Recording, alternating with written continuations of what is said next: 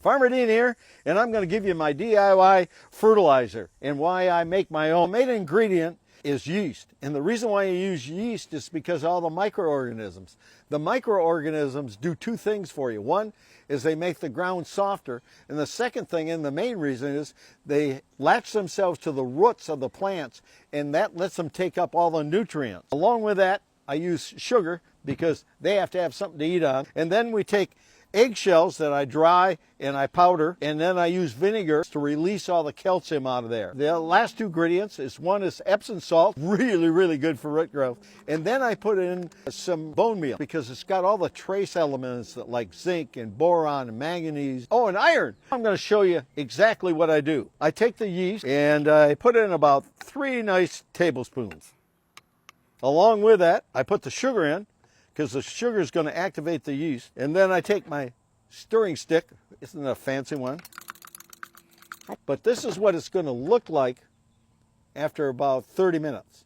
And then you just pour it in the bucket, and you can see it's floating to the top.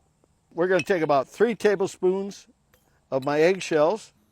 And again, eggshells give you a lot of calcium, but to release that calcium, you need the vinegar. So you're going to pour the vinegar in, again about 3 tablespoons. I like to sit this for about 15 hours, so I do it the night before.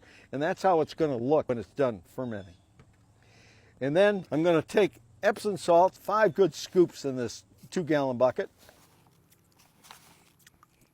And then I'm going to use at least a 1/4 cup of bone meal. And I just stir that up.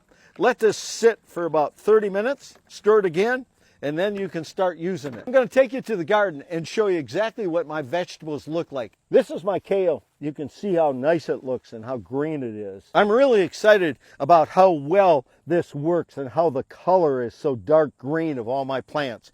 Now, you can over-fertilize too and not get any blossoms. I try to do it a couple, 3 times a year. OMGs! I love fertilizer! It makes my plants grow big. If you're using something different than I am for homemade that's all organic, let me know in the comments. Become my best friend. Like and follow.